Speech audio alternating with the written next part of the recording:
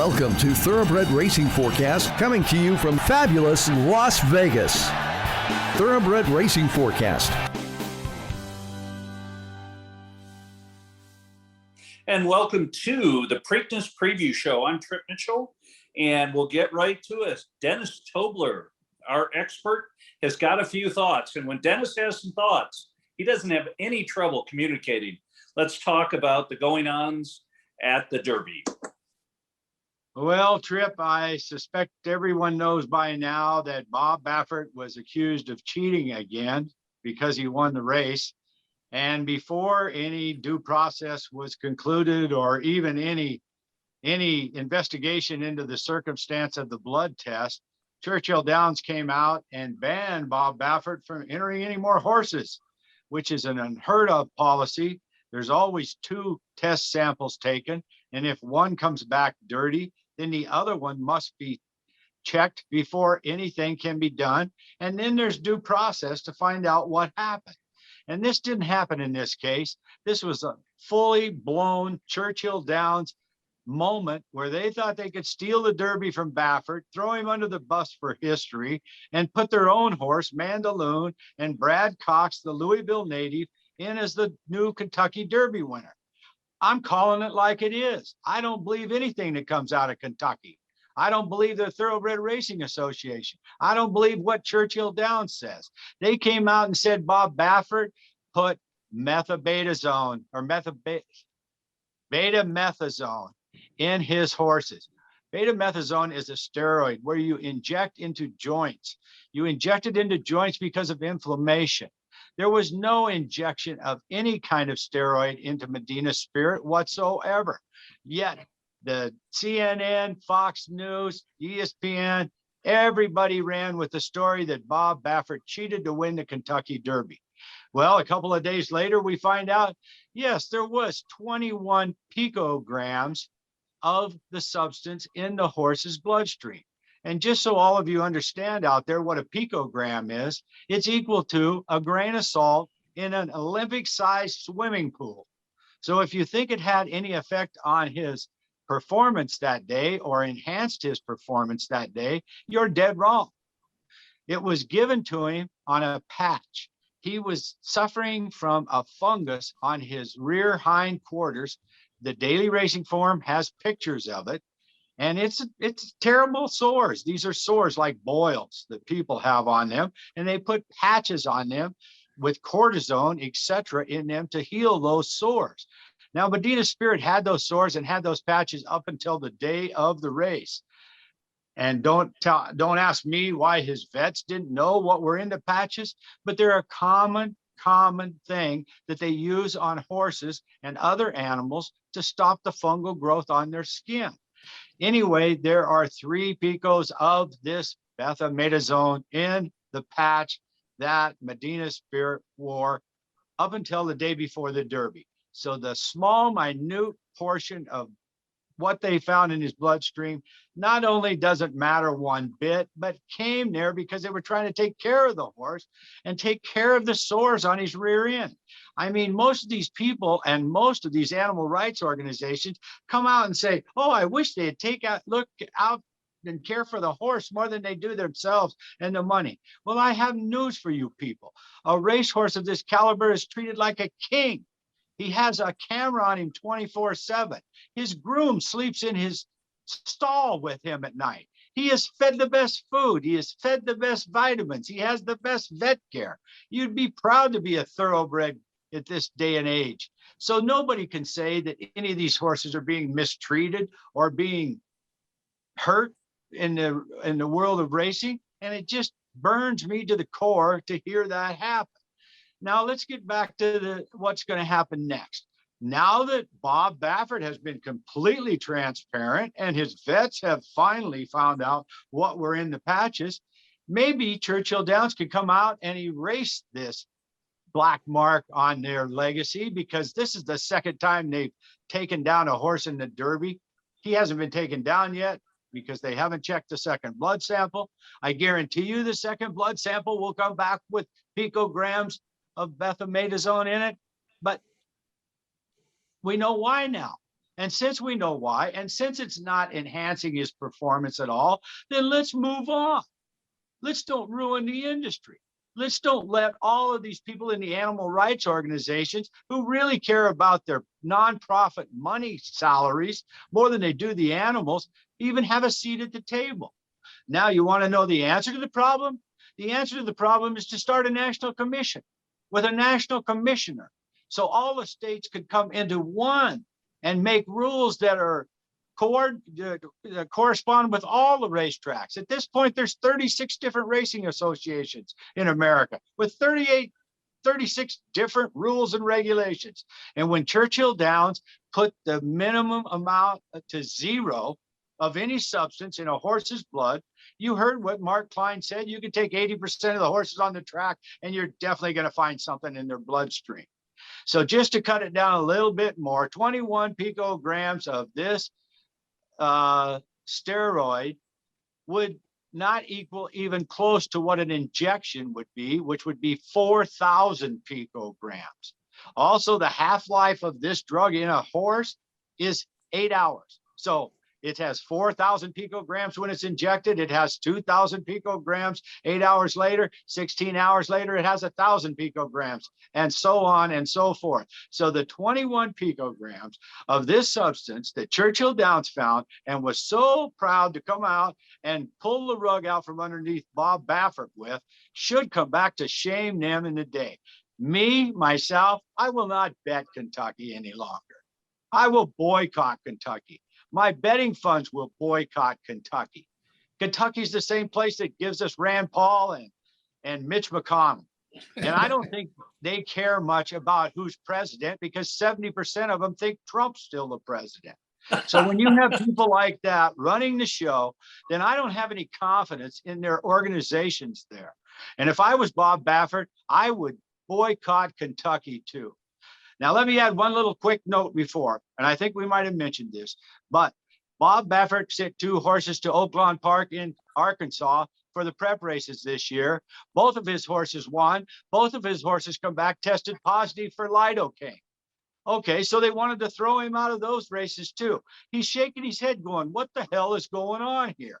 Well, it turned out that his main trainer assistant had a broken shoulder and used lidocaine. So the stewards blamed it on his broken shoulder of his own assistant. Then when the due process was finished, they found out 8 other horses had the same amount of lidocaine in them. And it must have came from someone who put the bridles on or touched the horses after the race that had lidocaine on their hands because it had no effect on the race. So Bob Baffert is in a position where he cannot send his good horses anywhere because everyone's too jealous of him, of his greatness as a trainer and his ability to draw the great horses, and he's going to win. So in order to keep him from winning, they've pulled out the stops like this. You'll never convince me Kentucky did this out of care for the horses and for their program. I'll tell you right now.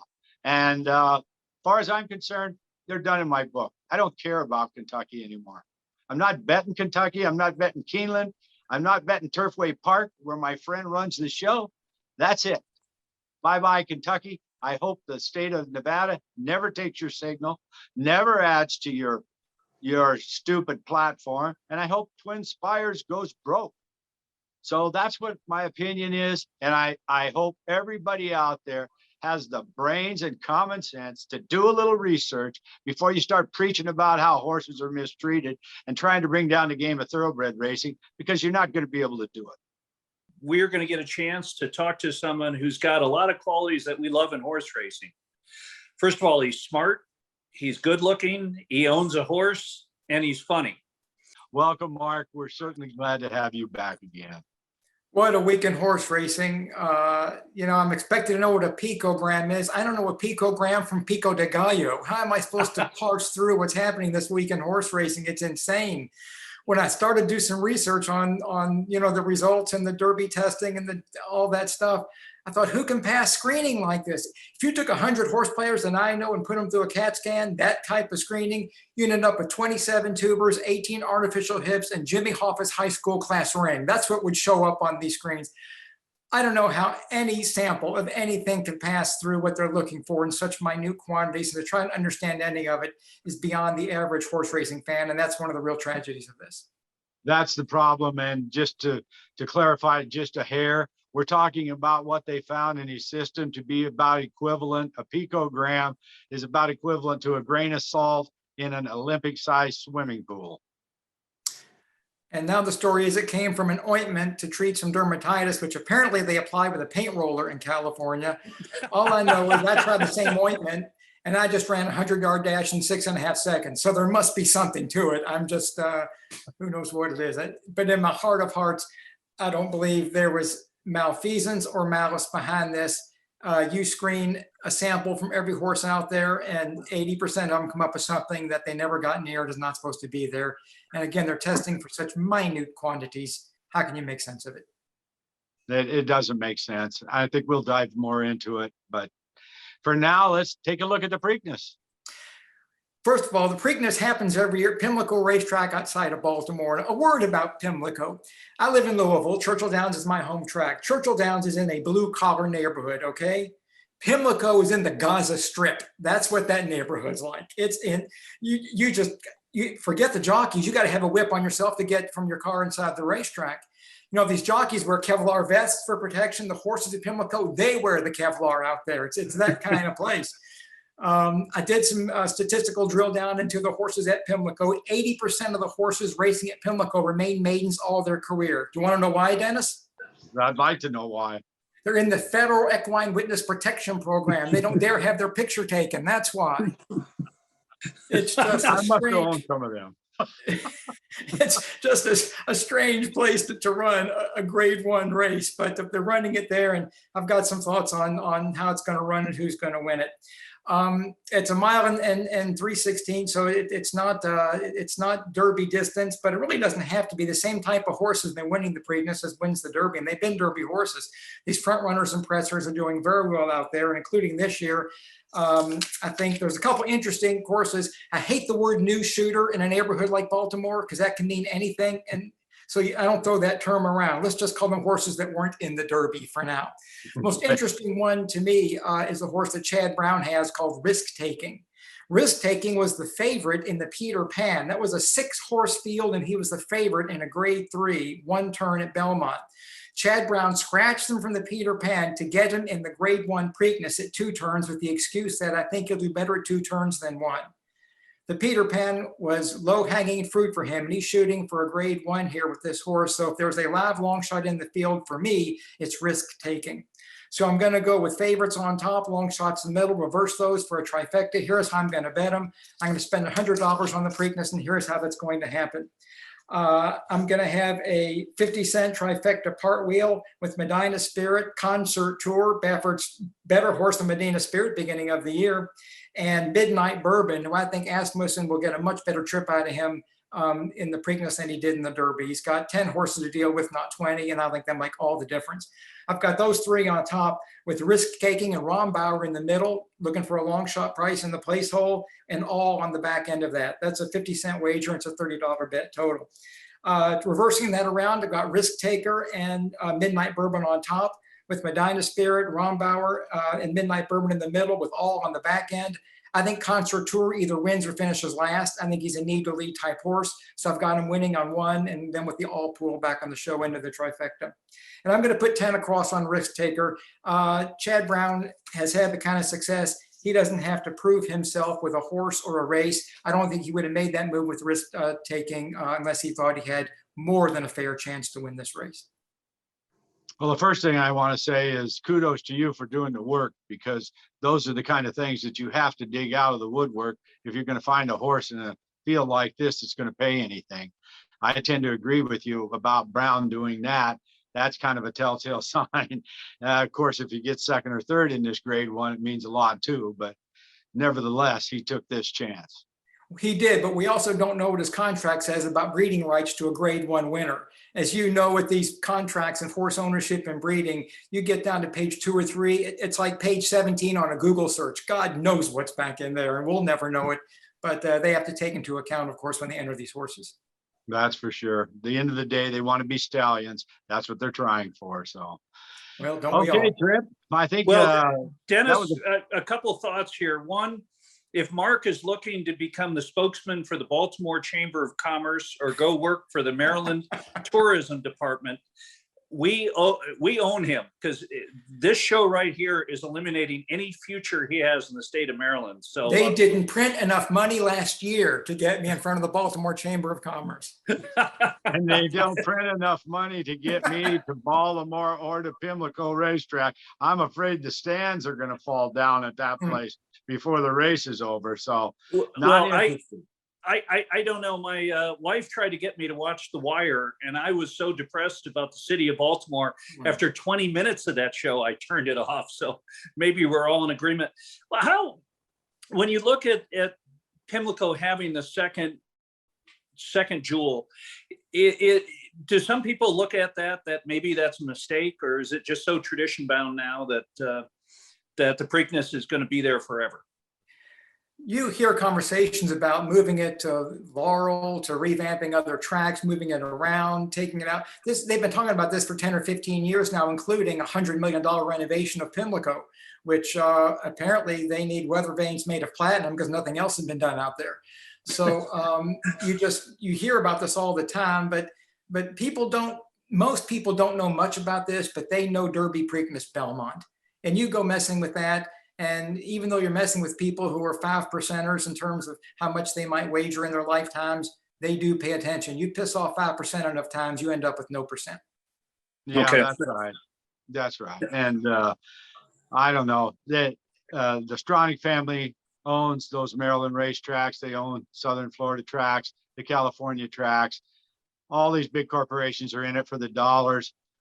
They've been wanting to move out of Pimlico and go to Laurel, just like Mark said, for years. So we really don't know what's going to happen. And to the general public, it doesn't matter. It's a racetrack with TV cameras following the horses around, and we can bet on it. So we're good.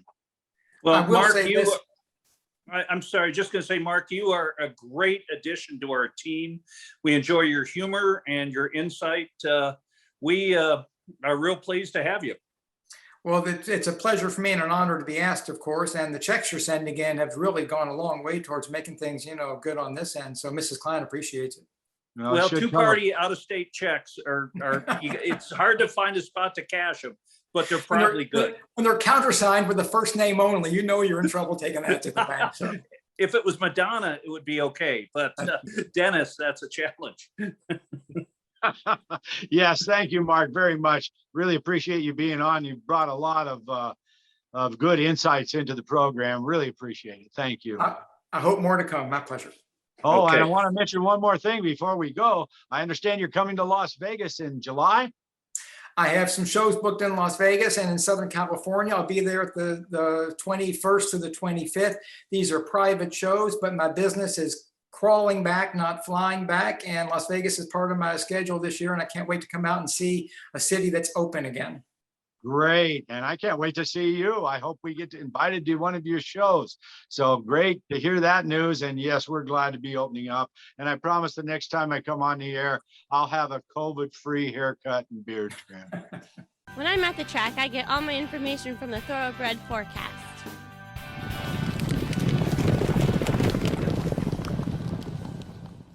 Now we get a chance to head down to Southern California and talk to Fred Wallen, another participant in this show who has opinions. So far, we've done a great job busting the state of Maryland and the state of Kentucky. Any states you want to pick on? No, but Donald Trump, who the three of us don't particularly like, or much further than that, did maybe one good thing in his 4 years. December of last year, he passed the horse protection and safety law. Doesn't go in existence until 2022. What it basically does is, it's a national thing. The states can't have individual rules as far as drugs are concerned. It's going to be a national thing. So if something like this happened, the Baffert thing happened, we would know about it right away, and they would be able to quickly yay or nay on the situation. So Trump, I'm going to repeat this. I hate the man. I called him Donald Dreck. And if any Germans out there, you'd understand what Dreck means. But the point is, one good thing in 4 years, got to give him credit. protecting the horses. I think he's protecting the industry, because if individual states have individual rules, it's all confused as it is right now. I very much agree with you, and thank you for bringing that to my attention. I had no idea that that law was passed. You think I would, so thanks for that. Well, and Fred, you make a good point. And Dennis and I have talked about this in the past. I'm lucky enough to have been worked in the boxing business for a long time. And that's something that they were looking at Mark Ratner before he went to work for UFC, potentially being a national boxing czar, to standardize the rules and make things much more fair. And we'll give Trump credit. And, you know, the tax cut that helped the top 1%, a lot of those people are horse owners. So he might have done a little thing for horse racing right there, but that's the extent of it. So. That's why 70% of Kentucky still thinks he won the election. So Fred, you're looking at, you've seen a lot of scandals in horse racing. Where does this add up, or where does this fit into the whole continuum? Well, it's sort of, for a lot of people, it's wrecked the Preakness. It's wrecked the thought of the Triple Crown. If Medina wins, people are going to say, that's probably by cheating. And if he doesn't win, hey, they didn't want him to win because he won the first one maybe illegally. So I think it's hurt the Preakness tremendously. It's hurt the industry tremendously. It's hurt the Triple Crown possibility tremendously. I think it's just a total negative. I disagree with Dennis. I think the buck stops here. Truman said that. And if you're a trainer, you have to know what the vet did. And it says so apparently on the Automax, the cream that they put on the horses. It says right there that bute is part of it. The trainer has to know that. I don't give him the out. I won't give him the out that he didn't know. Let me ask you if I this. was a trainer, I would know. Let me ask you this. If you think a trainer should know everything that the vet prescribes to the horse, do you know everything that's being prescribed to you by the doctors? Yes. Okay. And some of it I won't take because I know bad things about certain things, and doctors just do things in generality sometimes. Fred, you know, as Dennis and as Tripp, we've lived long lives. Certain things we know more than doctors. The doctor may prescribe something that we know may have killed my little brother, or he died faster because of it. I know that. And so it's something that for 50 years I've remembered. The doctor prescribes the same medicine. Last week, I have bronchitis. He prescribed it last week. I wouldn't touch the stuff. So yeah, I think a trainer has to know. I mean, I think Truman's right. I think the guy on top has to know. He makes the most money. The trainer, you know, is the guy that makes the dough. And he's got to take responsibility if there's any negatives. The negative is that it says so apparently on the cream itself that it does have bute in it. And all of us know bute's a no-no. Well, it does say it has it in it, but there were only 21 picograms in the horse's system, and that came in through his skin through osmosis. So it wasn't an enhancement drug. And I disagree a little bit because Bob Baffert has hundreds of horses. He can't possibly know what medications every one of them are getting every day of the week. Now, maybe he should know for his Triple Crown horses, but then again, you do put trust in these high-priced veterinarians. I've owned enough horses to know what farrier bills and vet bills are, and I wish I would have known everything they were giving to the horse after I got the vet bill, but I didn't know. Hey, let me ask you guys a question. When I was growing up, there were different rules as far as trainers running more than one horse in a race. In some states, you had to couple the horses, even if they weren't owned by the same owner. In other states, you didn't have to do so. I think he should have to do so because in this case, you know, he's got two running. I just would like them coupled just to know for sure that everything's on the up and up. I want every trainer to have to do that.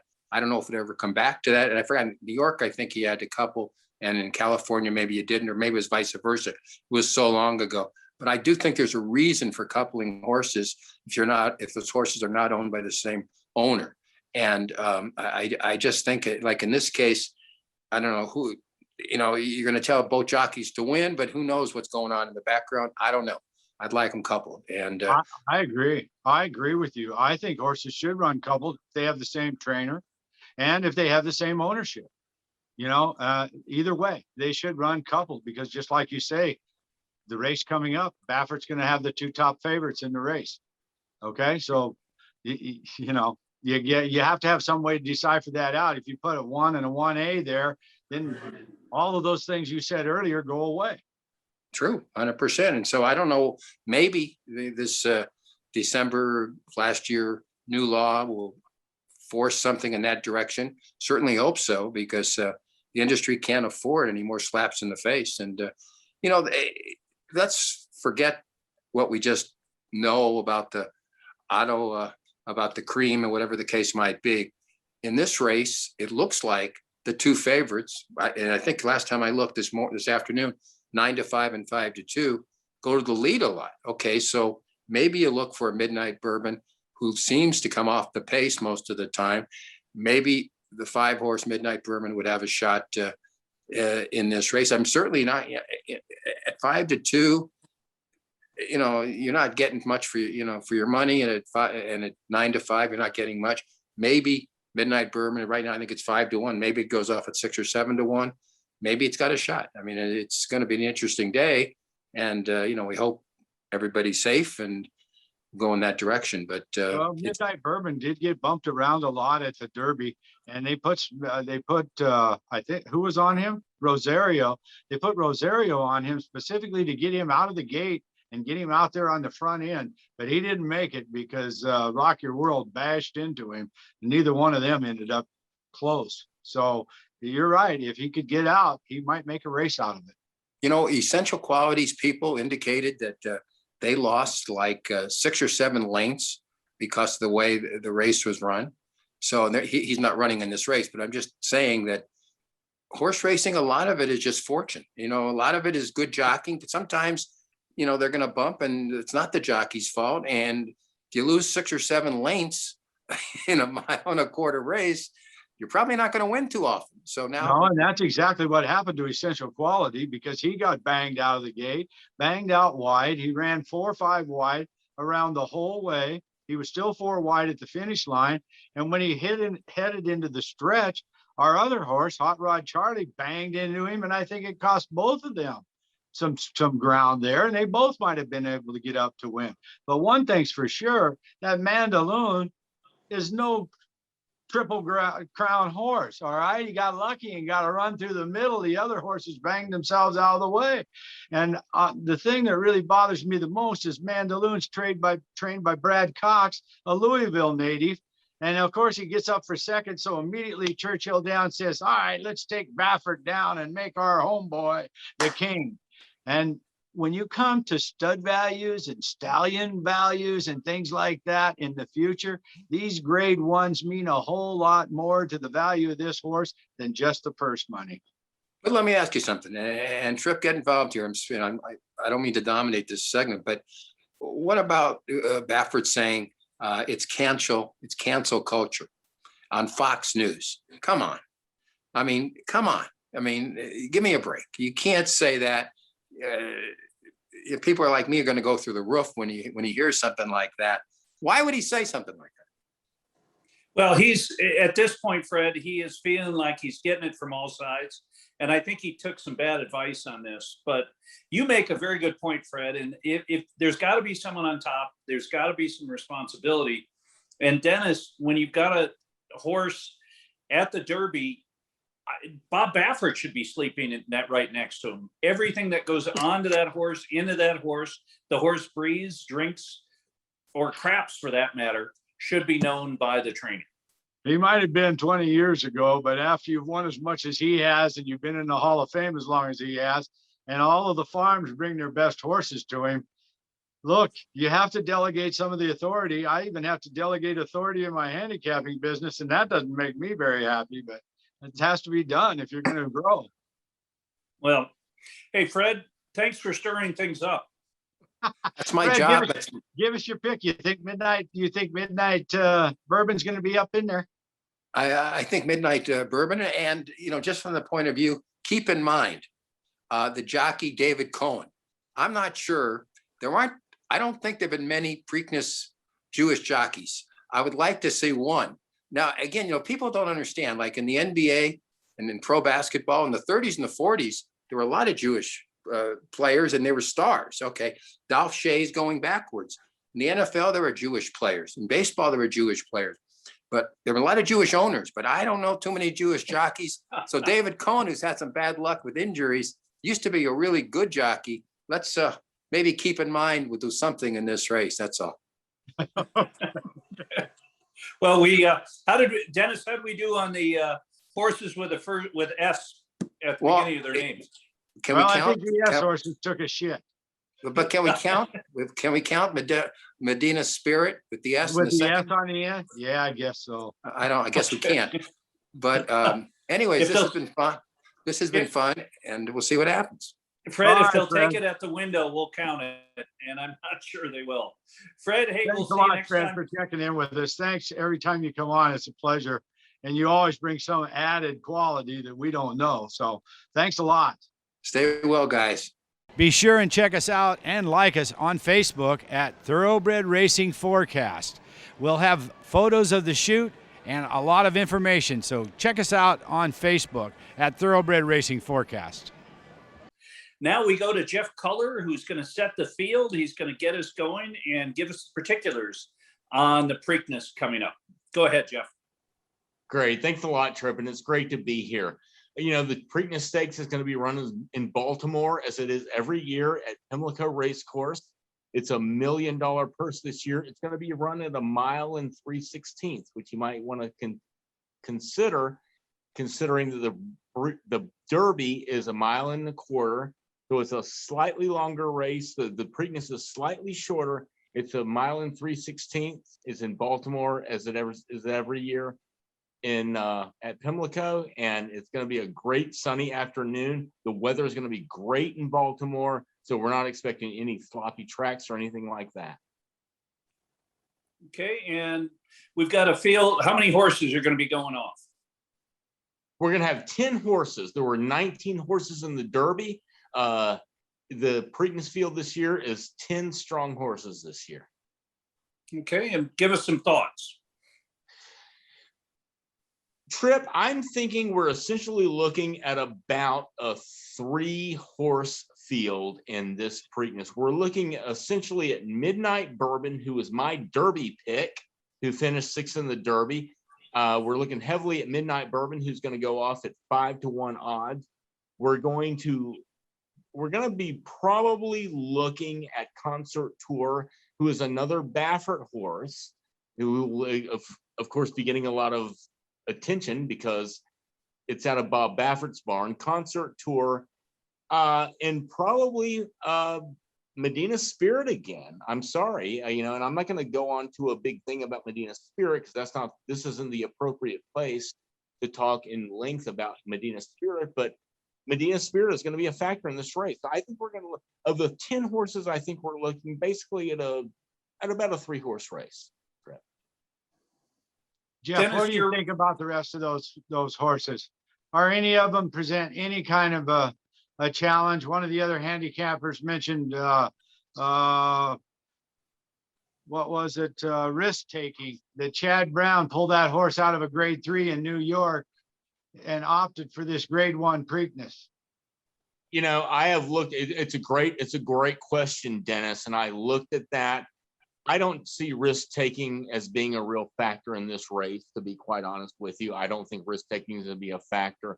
I think this race is going to be all about Concert Tour and Midnight Bourbon battling down towards the line, and ultimately Medina Spirit, if he can get out and loose on the lead again. Medina Spirit is going to be the story of this race, regardless of the other stories about Medina Spirit.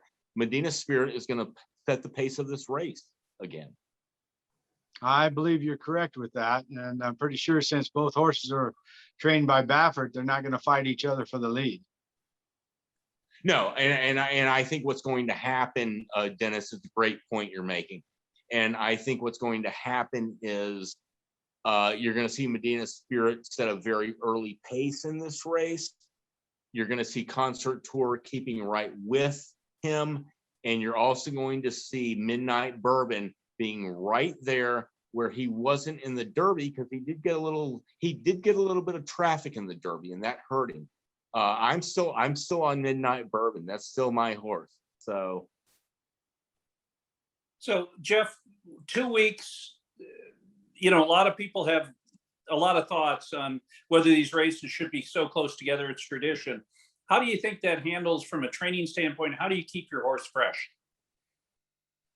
Well, we've had a larger population of horses, certainly in most recent years, that will come to the Preakness and to the Belmont fresher, not off the Derby. There are more horsemen willing to sit out the Derby and run their horses in the Preakness and the Belmont, just so they will be fresh.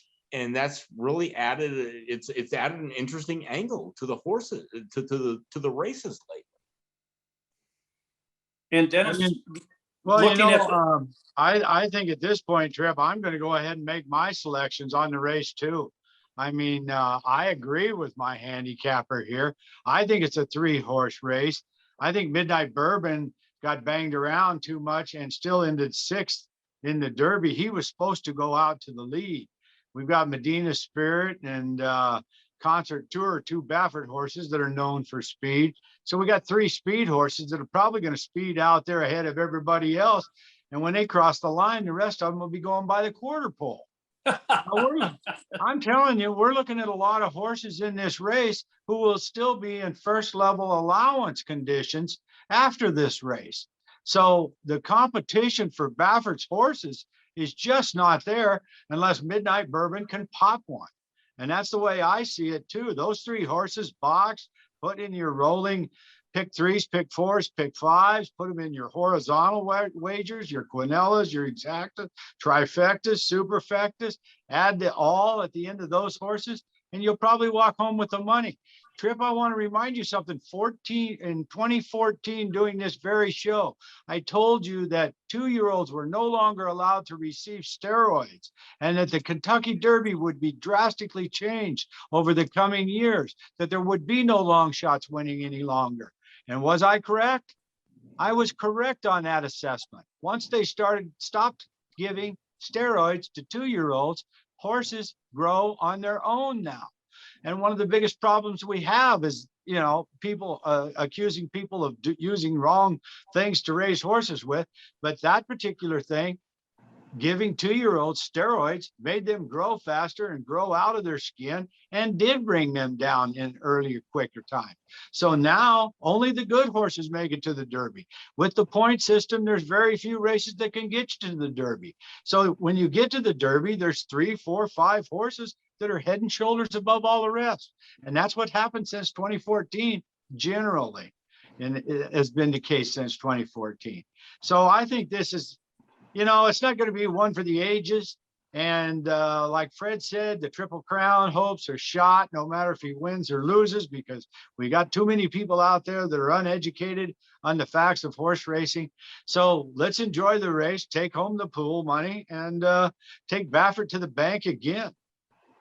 Okay. Well, you heard it right here from Dennis Tobler. I want to thank everyone involved.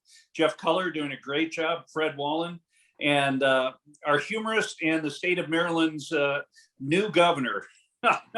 Well, Mark might not be the lead person on the state of Maryland, but Mark gave us some great opinions there. It's been a lot of fun. Lee, thanks for doing everything, twisting the dials, making the show so good. And we'll see you next time. Thanks for watching. Have a great Preakness, everyone.